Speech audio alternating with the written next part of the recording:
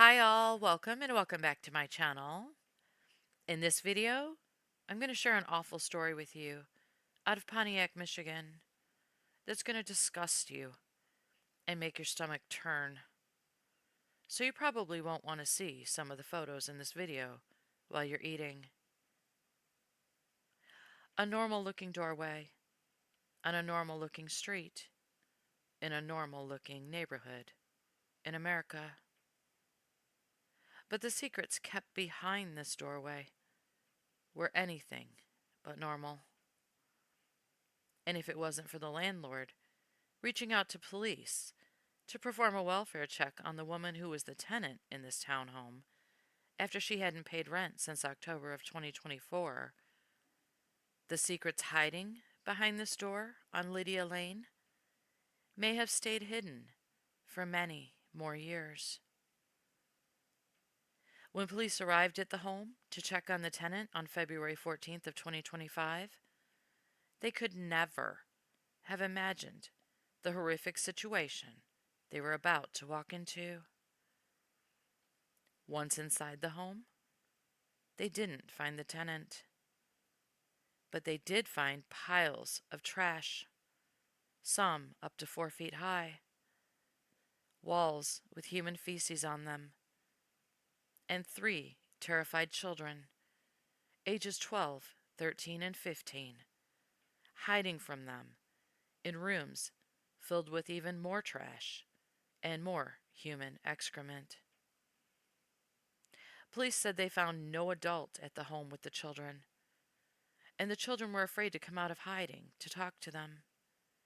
When they finally got the 15-year-old to speak, he told them their mother told them not to answer the door and not to go outside. So, he told police, they didn't. But it wasn't just while their mother was gone to work, or just for the day. It was for roughly 4 to 5 years. Since the time she abandoned them there, back in 2020 or 2021. At least that was the last time the children said they remembered having a mother.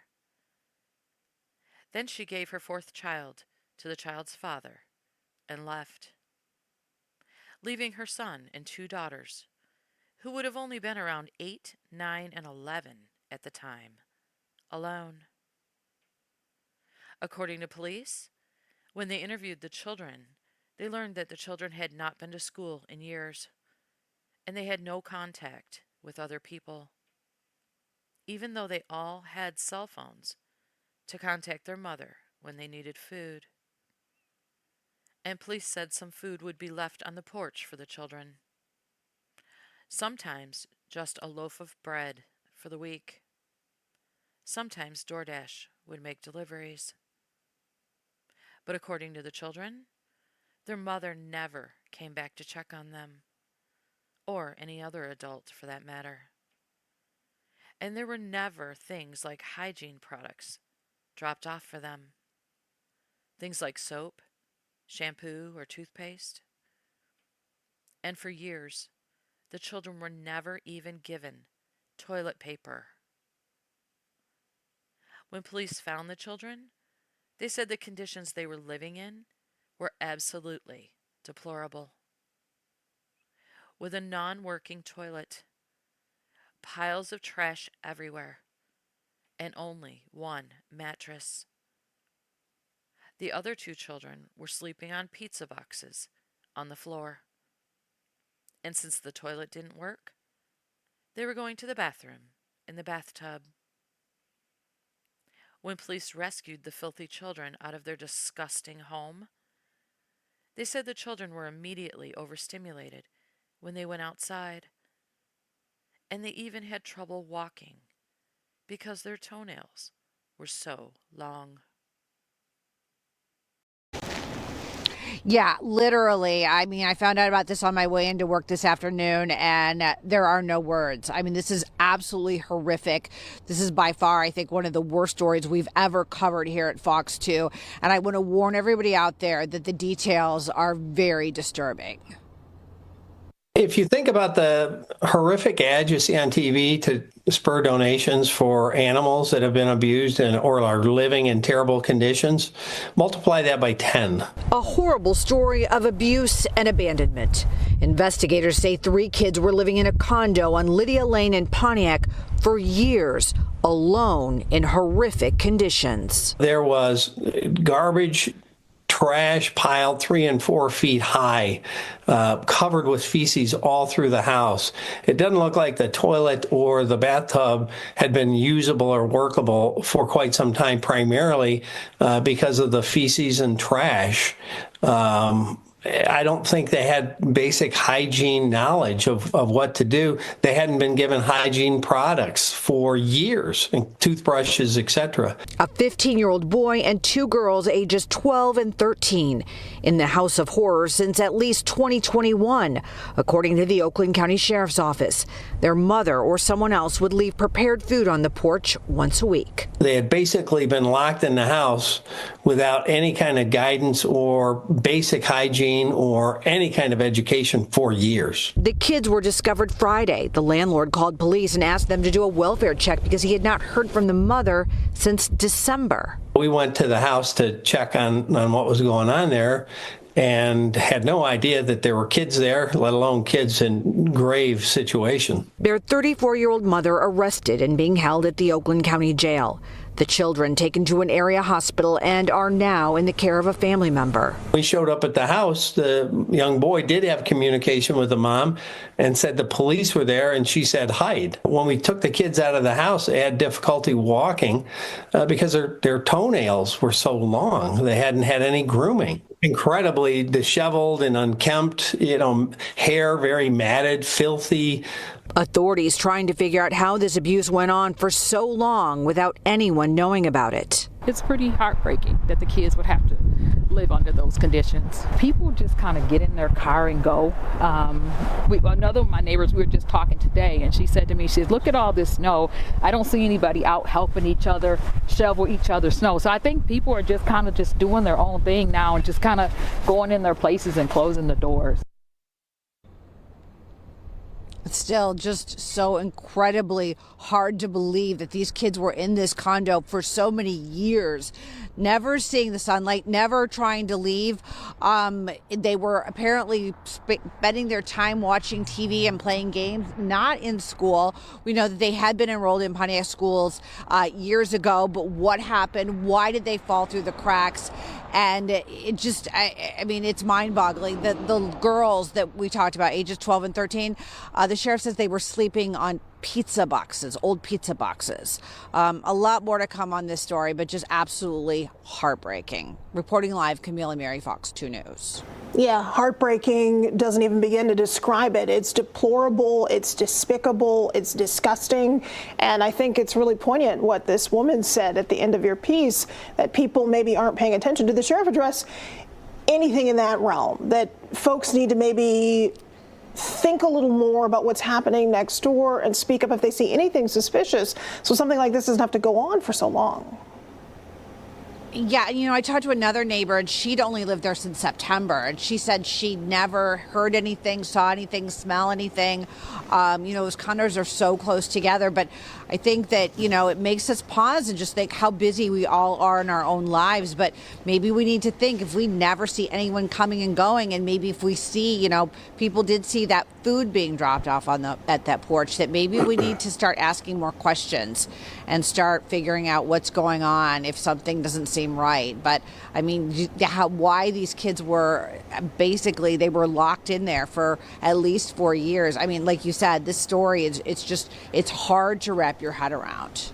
Well, the pictures are hard to look at. Police in Pontiac say 3 children were found living alone in deplorable conditions after discovering their mother had abandoned them for years.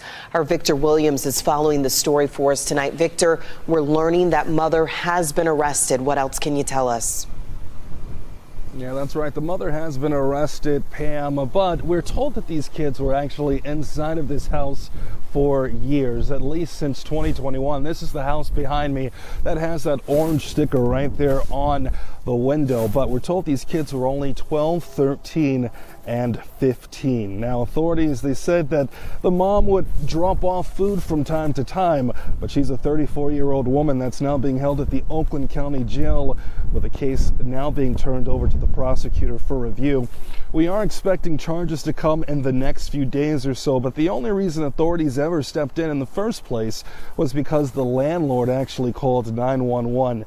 He contacted deputies after not hearing from the mother since about December, and that's what started this welfare check. Take a look at some of this video from inside of the place. We're told that the house was just so unsanitary that evidence techs, they had to wear hazmat suits in order to investigate. Now, we're talking about piles of garbage in rooms as high as 4 feet tall, human feces overflowing in the toilet, and then also the bathtubs. Apparently they were living on that food that people would bring nearby. Even also strangers would sometimes bring that food up to the door. Now, also, we are being told that the mother had not spoken to the two girls that were in there for years, but she would go and actually speak to the son from time to time. The kids were not in school. They actually spent their entire time at the home watching TV and then playing video games. The conditions in the house were so bad that the kids had to sleep on the floor, the boy had a mattress, and the girls had to sleep on pizza boxes. So we're actually going to go and hear from Sheriff Michael Bouchard on what these kids are now having to go through, as well as what they now have to bounce back from. Our first focus is in trying to make sure these kids get what they need to begin the process of moving forward. The second very important part of this is, how did 3 kids fall through the cracks so terribly? How did the community, relatives, the schools, no one knew to reach out to us? How did that happen? And so that's going to be a big part of what I've already directed our investigations to figure out. Now, while all of this was going on inside of the house, we're told that they ended up finding the mother at a different location. And so we're going to have more on what residents living nearby they have to say about this. That's coming up at 11 p.m. Victor Williams, Local 4. Okay. Obviously, we're here to update you on the very horrific case of the 3 children in Pontiac who had been basically abandoned in a home. I'll kind of give you a little bit of an update on where we are, and more specifically where the kids are, how they're doing, and the kinds of things we're asking for on behalf of the kids. So one of the first questions is that we've heard from a lot of people is, where was the dad during this? So to back up a little bit, the father had been incarcerated for a period of time and had no contact with the kids. When he came out, he sought the opportunity to reunite with the kids, and actually filed some legal papers in court to try to get visitation and those kinds of things. A consent agreement was arrived at in 2022, but the mother still would not allow him to see the kids. So that's what we've learned so far, at least preliminarily. We're going to go back and double check all these timelines and that kind of information. So he, in essence, had lost contact with the kids. And that's where that stood. So we've had questions about that. The other questions that we've had was, who were the other people potentially dropping food at the house other than the mother? So far, again, the investigation is pretty layered and complex, given that it's going over years. But it appears that those are companies, like an Instacart or a DoorDash, things like that. So so far, none of the people that were coming to the house had any awareness that there were kids inside or the situation in which they were delivering to. Obviously, the question was somebody dropping food off knowing there's kids there? No information at this point leads us to believe that. The kids were forensically interviewed with our partners at Care House.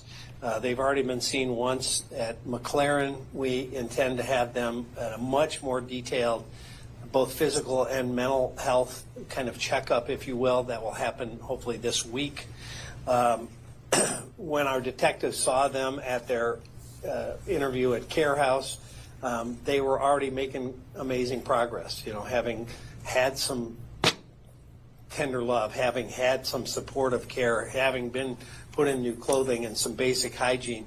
The one detective said that the little girl was talking quite a bit. So that's super exciting to see that happening. And as it relates to being in the house, the only one of the three that ever came out was the young boy, and he came out twice.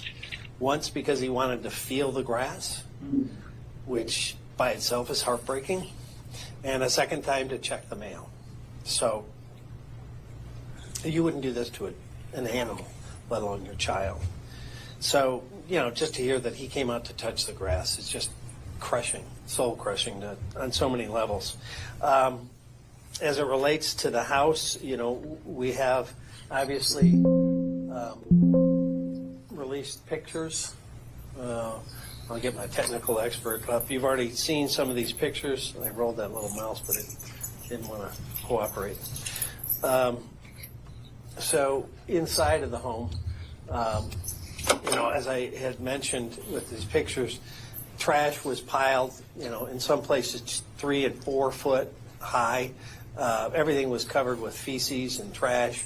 The toilet had become non-functional, and the bathtub was filled with feces. That's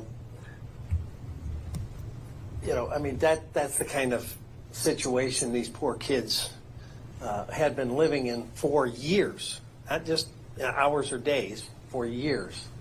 And so when you have the complete lack of hygiene, a complete breakdown of basic living conditions that they were subjected to. And to get a little deeper into that, detectives have narrowed down the initial abandonment they believe to be somewhere in the spring to summer of 2020. Obviously, COVID played a little part in the disconnect potentially with schools and school communications. In 2020, the mother dropped off some trash bags, gloves, and Febreze, and that was about the last thing related to hygiene. 2020, in the height of COVID. Okay. Towards the end, the children apparently were getting a loaf of bread dropped off that was intended to last 3 to 4 days. So, obviously on so many levels, the conditions are horrendous and the situation terrible. So what we're trying to do in the meantime, and as it relates specifically to the case, the preliminary report has been turned over to the prosecutor. We're adding some more stuff for them.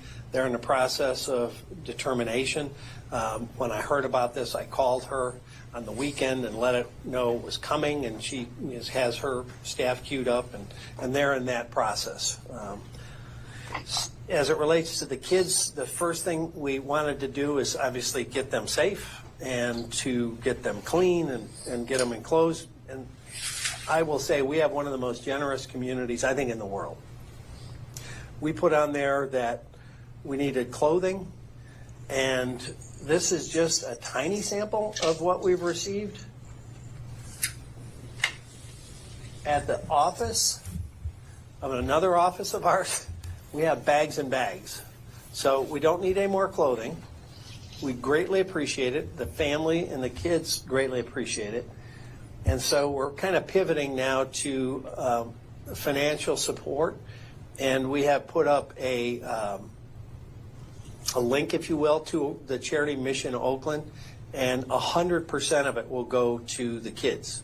Unlike some of the traditional fundraising methodologies you see out there, they take a percentage, 100% of this will go to the kids.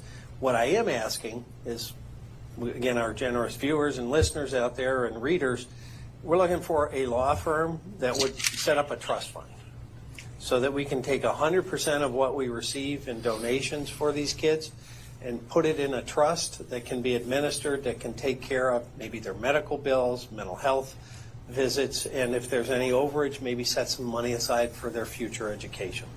This can be a long-term situation, and so we'd like to be able to kind of hand the baton to a trust fund that will manage it in a way that makes sure it's just the kids.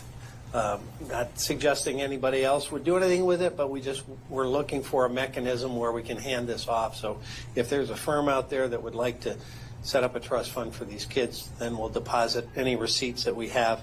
In a very short period of time, I think we've already got $15,000 to $20,000 in on our donations.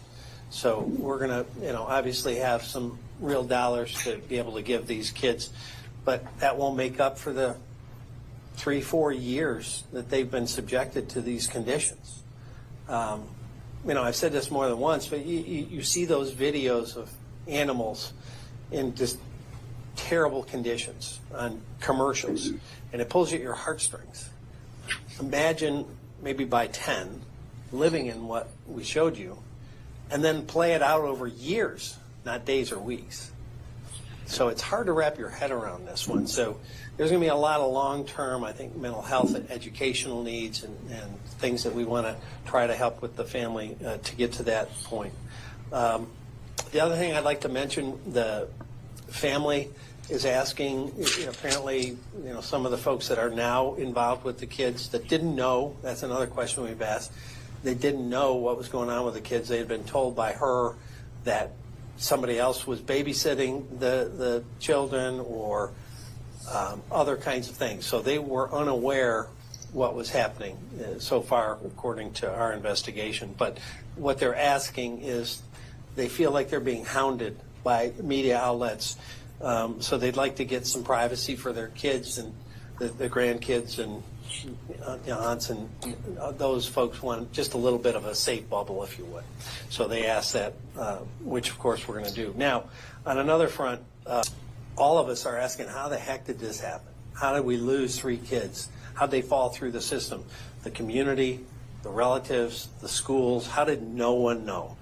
And the easiest answer we could come up with, and I put on my old legislative hat, and thank heavens we've got a person on our staff that also had worked in the legislature, and we examined the school code, and there's some gaps that we think in part allowed this to happen. And so what we're going to suggest is there needs to be some changes in state law. Right now, basically, there is no specific duty required that is triggered by certain actions. So what I mean by that is a school district, in this case, received a request for records from another school in Pontiac, but no verification the children ever moved to that school. And so at some point, when they didn't show up, they were just dropped off the enrollment of the school that sent the transcripts. So no one knew that they were nowhere. And so what we're proposing, and we're already communicating to a potential bill sponsor, is some amendments to the school code that will close that communication gap so that before a child is unenrolled, they have to obtain written confirmation that child's someplace else. That doesn't happen now. And that's what happened here, it appears. It's still, again, being investigated because we're going back years and trying to check records, but it looks like based on that request for records, neither of them knew where that child was and presumed, I guess, that the other one had the children.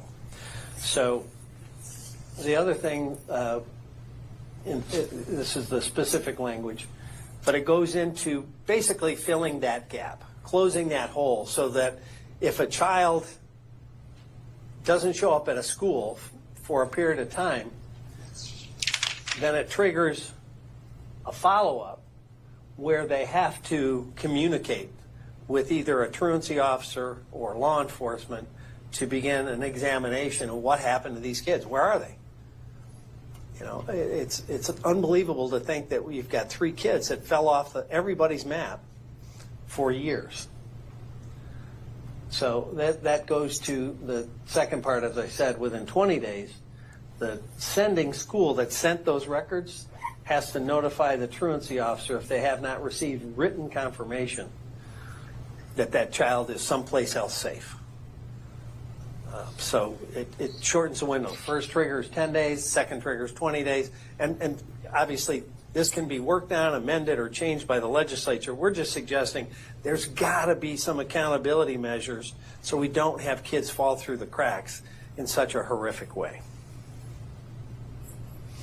And that is the direct donation link to the children and their needs. So that's kind of the basics of where we are. As I said, we're going to have some follow-up investigative things we're going to be doing. We're going to check much more deeply the children's physical and mental well-being. Obviously, we're going to need to get an educational assessment on where they are. Without any education for a period of years, you know, you hear how many kids across this country fell way behind from 1 year of COVID. Imagine where these kids are. And so, you know, we don't have a clue. Where are they educationally in terms of acuity and also mental health and all the developmental things that happen in those critical years? You know, we don't know. And they're going to have needs with that. So it's a big undertaking, a big process, and one of the most tragic long-term abuse situations I've ever seen. I've been in this a long time. So that's kind of where we sit. Questions? What did mom say or do to make her children so scared of leaving the house for years? They were just scared. I don't know that she said anything particular that she's admitted to us, but they were afraid to leave. I know that much. What's the latest with mom? I know the prosecutor's looking at this, but where is she? What's going on? She's in custody with us. Is she cooperating? Yeah, I mean, she's talking to us, but we've got some follow-up secondary things that we want to ask her based on more information that's come to our attention since this originally surprisingly came to our attention when we were thinking we were going to check on her welfare and found 3 kids. Any idea on the state of her mental health? I have no information or background that she's got any mental health challenges, but obviously that will be all part of the case. What's the message for everyone who's stepped up to make donations, whether that's been financial or all these supplies that have come in? My heartfelt warm thank you to everybody that has stepped up. I mean, as I said, in very short order, we got a ton of clothing, so much we had to say, okay, we got enough of that. Let's pivot to other ways we can help, and people have jumped in on that. I honestly think we have one of the most generous communities in the world, and I've seen it time and time again. You know, I mean, this goes back more than 20 years when I went to Ground Zero after 9/11. And so many police and fire families were decimated. And at that time, there was no mechanism. They immediately had their livelihood cut off, and these families had no income whatsoever. And so I started raising money in this area for the New York firefighters and police officers. And we raised hundreds of thousands of dollars in very short order and gave it to those families before they got any assistance from anyone else. That's this community. That's the heart and soul of this community. So, you know, I just say thank you. What about the landlord? Usually when you're renting, the landlord or somebody will come in and do a maintenance check. What are they saying? Well, the landlord's the one that actually called in a welfare check. You know, he said he hadn't heard from who he thought was the tenant for a period of time, and she hadn't paid her rent since October. So, I mean, typically a landlord would respond if there's complaints about something not working. But he was unaware of any of this. He actually sent us there to check on what he thought was his tenant, and that's when we found the kids. And what's going to happen to that apartment or that townhouse right now? I mean, is it dangerous for the people that are, you know, next door? It's a kind of compact area. Yeah, that will probably be up to the health department and other folks that will have to make a determination of how they move that forward. I mean, when we processed that scene for evidentiary value, our folks were wearing hazmat suits. I mean, on every level, it's a biohazard. How about any debriefing for the officers who found that? Do they go through any kind of debriefing? That's got to be kind of hard for them. That's horrific. I mean, again, I've been in this business a long time. The worst thing for our folks, our men and women on the front lines, is when they have an issue with kids. Because most of them, you know, bring that home in a way that connect. They look at their kid and they see the other kid in this situation, and they just begin to, you know, personalize it, and it tears them up. So thankfully, we've got a great peer-to-peer program, and that was initiated immediately once we learned what the situation was, to both debrief them and make sure that they have some opportunity to process what they were involved in and how to, in a healthy way, move forward. After you see some of the terrible things we see in our world, homicides and abuse, you'll never unsee it, but you have to find a healthy way to process it and then take another step forward and go back out and continue to do your job. Were comfort dogs like Callie brought into the kids at the hospital and things, and how did that go? Yes, I think 2 came right away, and that's been, here Callie sits in this corner. Our comfort dogs have been involved in so many tragedies. When I started this program, I thought, well, this will be helpful here and there. It's almost a daily thing. It is daily if you consider how it helps our people. But, think where these dogs have been. They've been to Oxford. They've been to the splash pad scene. They've been to suicides. They've been to, one thing after another. And I think they make an amazing difference. Do you have any information at all as to why this mom would do this for years to her children? Not at this point. They're going to, again, try to ask her some more questions. That's all part of the investigation, how or why. I don't think there's never going to be an answer any of us can understand or accept on the why. How do you? Anybody that's a parent looks at their kids and thinks, what a blessing, what a gift. And to allow this to happen, I don't think anyone, whether you have kids or not, will ever wrap your head around. But, maybe we can get some insight what she was thinking, but it will never satisfy any of us. Do we know where she was living while they were living there? Elsewhere in Pontiac. Like a friend's house? Was it a family member? Who was she living with? Yeah. Yeah, I probably won't get into that at this point. It seems just kind of elaborate that she'd go to all these lengths trying to hide it from her family and all this. What stands out about this to you, Sheriff? Yeah, the complexity of it, the length of it, on so many levels, it's just hard, again, to wrap your head around. If you don't want to be a parent, then there's mechanisms in place. There's methodologies to either give your child up for adoption or to other family members. There's never an excuse to abuse your child or abandon your kids. There just isn't. There's so many people that are just wanting a child in their life out there. And I know there's, a lot of kids that haven't been adopted, but anything's better than this. If that's not in your wheelhouse to be a parent, then, let someone else have a chance at that role. Thank you.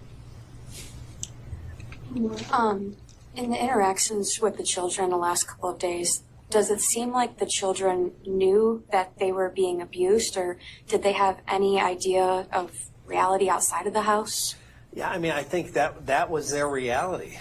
They had no adult contact, and especially when you back up the ages, they're pretty young, and mom tells you to do something when you're, 11, 8, whatever the ages were when this all started.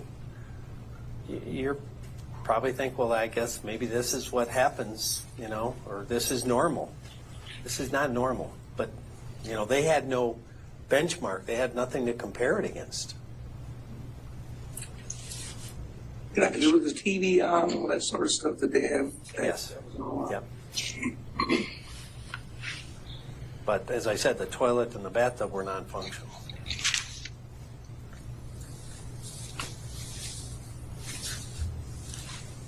I think that's it. Thank you. Thank you.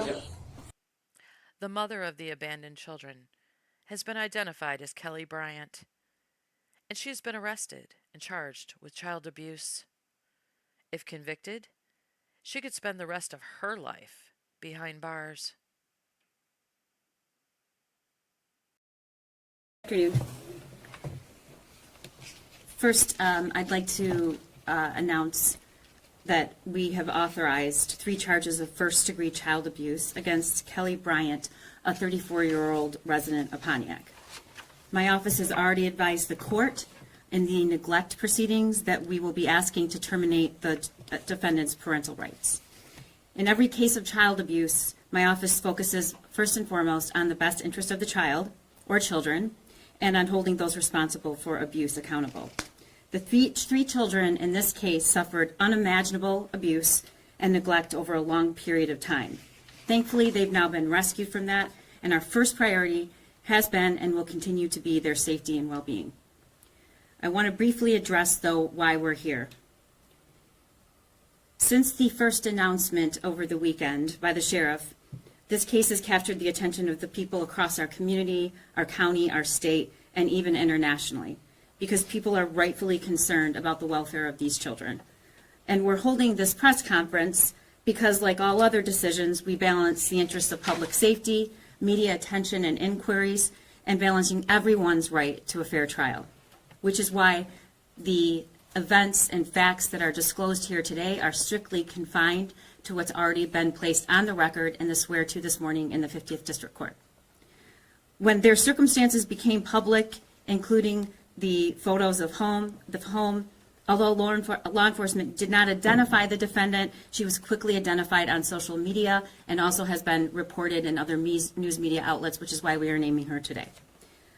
We have recently, luckily, been fortunate enough to, for the first time ever, hire our public information officer, Jeff Watrek, who's in the back of the room. Many of you have already spoken to and will continue to, and we're lucky to have him. The children are currently staying with a relative. All 3 children received immediate medical attention at a local hospital, and they were interviewed by trained forensic interviewers at Care House. Considering what they've experienced, they appear to be doing okay. Obviously, the trauma here is significant, and my office, including our victim services section, will make sure these children are supported during this process. Today, the charges are 3 counts of child abuse in the first degree. This is the most serious charge for child abuse, and if convicted, Ms. Bryant could face a sentence of up to life in prison. In the swear-to this morning, on the record, it was stated that in 2019, suspect Kelly Bryant was living at the home, which I'm not disclosing the address at this time, in Pontiac, Michigan, with her 4 children. At some point between 20 and 2021, the suspect moved out of her home, leaving 3 of her children abandoned in that location, while 1 of her children went to live with their father. On February 14th, 2025, police were called to the home by the landlord. Police learned that the landlord was concerned for the welfare of Ms. Bryant, who had not paid rent on the property since October of 2024. Police entered with the landlord and discovered her 3 children, ages 12, 13, and 15. Her daughters were hiding in a bathroom that was filled with feces, piles of trash, and completely non-functional, while her son was hiding in another room. Police were astonished to find anyone in the location because it appeared to be uninhabitable, with piles of garbage and refuse several feet high, including large amounts of human excrement. The children were afraid to come out of their hiding places and to speak with the police. Police had to repeatedly advise the children that they were there to help and they were safe. The children's bodies and clothing were covered in feces, and the girls had difficulty physically walking outside of the residence. In addition to the physical difficulty, they appeared to be and were immediately overstimulated upon leaving the residence. All 3 children were transported via ambulance to the hospital and showed signs of severe neglect. At the hospital, the children struggled with completing basic hygiene tasks like flushing a toilet and brushing their teeth because they had not done it in years. The children were forensically interviewed and described having virtually no physical contact with their mother, suspect Bryant, or the outside world in several years. The girls had not left the residence in several years, and her son had only left the home to go into the yard approximately 2 times, never venturing away from the house more than to check the mailbox. During his interview, her son stated that he would text their mother when their food supply was running low and she would have food delivered to the residence. The children shared that during the years they were concealed in the home, their suspect Bryant failed to provide toilet paper, soap, or shampoo. The defendant instructed the kids that they were not to answer the door or leave the house. All three children expressed fear about what their mother's response would be if they left the home. Defendant concealed the children from family and friends and lied about who was caring for the kids and their whereabouts. The defendant took the active steps of lying and concealing to make sure the children went undiscovered, and she took these actions knowing that her children would suffer serious physical and emotional harm as a result. Those are the statements made in the swear-to this morning. And again, these are allegations. I do want to point out and thank all the officers that were on scene that day. I personally viewed the videos and images and was struck at what a difficult situation it was, but in the face of that difficulty, offered compassion to these kids. I also want to thank Detective John Brush and Lieutenant Sam Marsban for their dedication in working this case, and of course the assistant prosecutors involved, Chief of Administration Betsy Haig, Chief of our SVU Sarah Green, APA Lauren Benninger, Chief of the Juvenile Division Kelly Collins, and APA Kanika Ferenczi for their diligent efforts in this case. At present, we've not been presented with a request for criminal charges against any other individuals. That does not mean that won't happen in the future. I just can't speak to it at this point. Morally, there is plenty of responsibility to go around for how this was allowed to happen. However, these three kids were entrusted to the care of their mother, Kelly Bryant, and the evidence suggests that she effectively abandoned them to a revolting pit of refuse and squalor. There must be consequences for those actions. The defendant is presently in custody. The three children in this case were interviewed at Care House, and I want to emphasize how important Care House is to this community. These kids were interviewed in a safe environment by an experienced, trained forensic interviewer, and these interviews are important in all child abuse cases. They allow each child the chance to tell us their story without the influence of the abuser and without using leading questions that could taint their testimony. I can't emphasize enough how important Care House is. If you suspect a child is abused or neglected, you too can report this to CPS. The hotline is 855-444-3911. And I urge anyone who suspects that a child is being abused or neglected to report that using that number. We need to make sure that every child is safe and well cared for.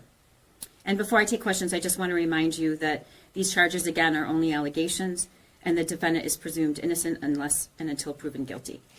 Questions? Not having been to the area, neighbors, anybody? I mean, I think what maybe people struggle with is how intimidated by their mother, yes, but how they could not even venture out of the home, or just nobody knowing that they were there, or can you add context into, how that can happen? I can only comment on what's been placed on the record. That's my ethical duty, but I will say that we see time and time again, victims of severe abuse of all ages make decisions that don't seem reasonable to us. And what we know is that that's very common. And there's a multitude of reasons why they didn't leave the home. We just don't know that yet. Yes? Have prosecutors or deputies interviewed the fathers of the children? They have, yes. Multiple fathers or one father? I think it's already public record that of the four kids, there are two fathers. Prosecutor McDonald, yes. What stands out about this case to you? I mean, it's a pretty significant child abuse case. That's a difficult question and a really good question. I said yesterday, and I've said this to the sheriff personally, we say a lot, this is the worst I've ever seen. And I've stopped saying that because every time I say that, I see something worse. It was unbelievable what they were living with for years. Unbelievable. It wouldn't be surroundings where you would want any living creature living in.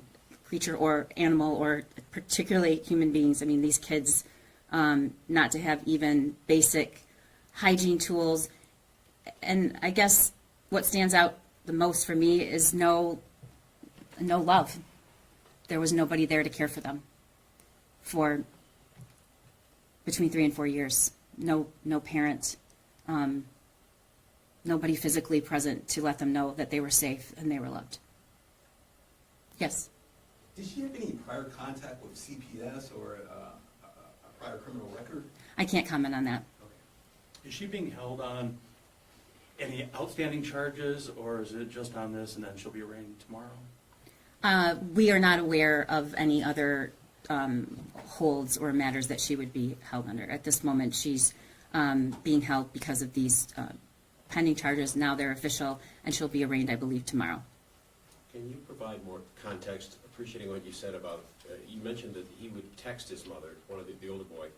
So he had access to a phone apparently, but. All the children had access to the phones. They all had their own phones. So would they see her? I read an account that maybe she dropped some food off weekly, or can you talk about how they survived if they didn't leave the home, how often she came and where she was staying? There was no, according to the evidence that's been placed on the record, there was no physical contact whatsoever. And I don't think it's accurate to say that they had food dropped off weekly. Sometimes, right. Sometimes it was longer than that. But she was the one distributing? No, not all the time. Okay. Not all the time. And you had said the restroom was not, is that what you said, the restroom was not maybe properly functioning in there, but do we know if there was heat or air conditioning in the summer? I don't have that, that has not been put on the record, but I do not believe that there was, I believe there was heat enough so that the children were at least able to live there. If not, as you know, given the cold temperatures, there would have been signs of freezing to death. Where was she staying? I don't have that information. Not there. And obviously you've charged her, so she thinks I'm assuming that obviously there's competence, so not that there's ever a reason for something of this horrific nature, but any inferences to the why that she just decided to abandon her kids beyond, some may think mental issues, but obviously not if you're charging her. Right. Without commenting particularly on this case, as the prosecutor over the last over 4 years, I've been asked, and I hear repeatedly that question on all of the terrible, violent, atrocious acts that we see, the why, and the answer is we don't know why. We can't get in the mind of somebody else, but we do know what the evidence shows, and we have the law, and nobody who is not found competent can stand trial. So I can't comment on that right now, but just to say that sometimes there isn't a why. Yes. Is there any evidence to suggest that their substance abuse may have been involved? I can't comment on that. Has mom been cooperative? The defendant has an absolute right to remain silent, so any comment I would make on whether or not she's spoken to the police would be a violation of her rights. Thank you. Longer term, can you share what the plan is for the children? And some may wonder if family have taken them in now, how they didn't know. I'm not trying to assess blame by asking, but where were they prior? How did they not know? Right. I mean, there are a lot of questions. Obviously. Good question. And the thing that I want to stress here is that we are responsible for prosecuting all of the criminal cases in this county. We're also responsible for representing the Department of Health and Human Services in child abuse and neglect proceedings. So we are simultaneously prosecuting the criminal case against mom and the neglect proceeding pertaining to the kids. So we will be asking our client, the Department of Health and Human Services, to file a petition to terminate her rights.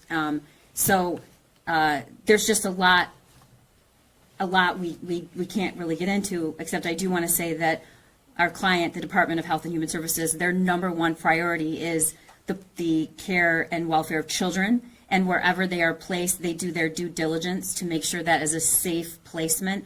And all I can say is that those questions were asked and obviously satisfied. And the other thing I want to say is there's been such an outpouring in this community, but I would just stress that in the effort to take care of these kids, that we also protect their privacy. And Pontiac, if those of you who don't know, it's a small place and everybody knows everybody, and any outrage is totally understandable, but we want to do as much as we can to protect their placement so that they are protected. But to be clear, they are not wards of the state, they are with family. They are in the care and custody of the Department of Health and Human Services, and they are placed through DHHS with a relative placement. Yes, the custody remains with DHHS until otherwise determined by the court. And again, those are two different proceedings. Yes, that we are, there was a preliminary hearing yesterday, and we'll continue to provide information about that as that moves along. Thank you. Anything else? Thank you so much. A breaking news alert. We begin with that breaking news from Pontiac, where a mother accused of abandoning her 3 kids for nearly 5 years has pleaded not guilty.